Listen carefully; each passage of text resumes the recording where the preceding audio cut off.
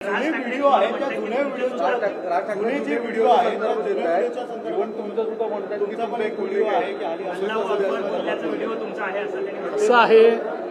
Video तर काही तयार करता येतात, पण एक गोष्ट स्पष्टपणे सांगतो, अख्ख्या दुनियेला माहिती आहे देवेंद्र फडणवीस पैदाच हिंदुत्ववादी झाला, हिंदुत्वात पैदा झाला, हिंदुत्वातच मरेल.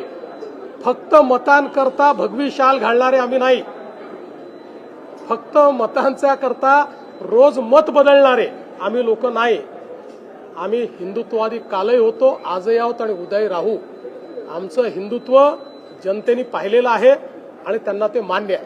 परप्रांतीय देखील आता मुंबईकर म्हणा असं देखील आता सुरू झालेला पाहायला मिळतं. गेल्या काही वर्षांच्या प्रेसमधून जवळपास दिसून येतं की परप्रांतीयांना प्रत्यक्षरित्या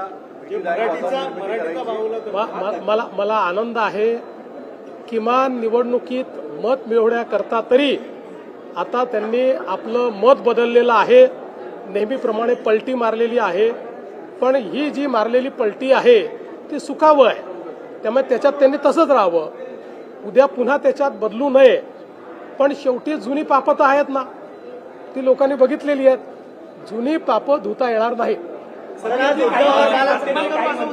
खास करून नितेश राणे किंवा असे मंत्री हिंदुत्ववादीकडे सगळी भूमिका घेऊन कुठेतरी ह्या सगळ्यांना पोलराईज करतायत आणि यामुळेच भाजपला फायदा होईल असं देखील एकत्रित सुरू त्यांनी सांगितलं. असं आहे, मुंबई आणि महाराष्ट्र हा हिंदुत्ववादीच आहे.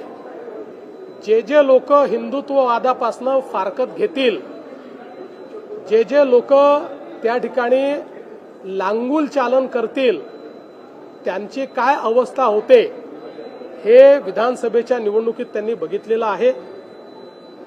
आम्ही हिंदुत्ववादी होतो आणि आहोत. आम्ही संकुचित नाही आहोत.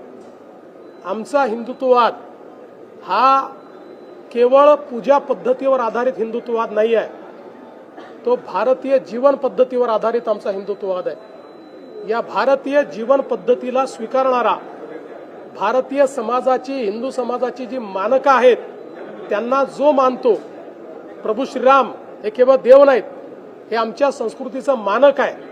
त्यामुळे जर प्रभू श्रीरामांना कोणी मानत असेल तर त्याची जात धर्म आम्ही पाळणार नाही, त्याला आम्ही सोबत घेतलेला आहे. आमचं हिंदुत्व व्यापक आहे, पण आम्ही हिंदुत्व सोडणार नाही, सोडलं नाही.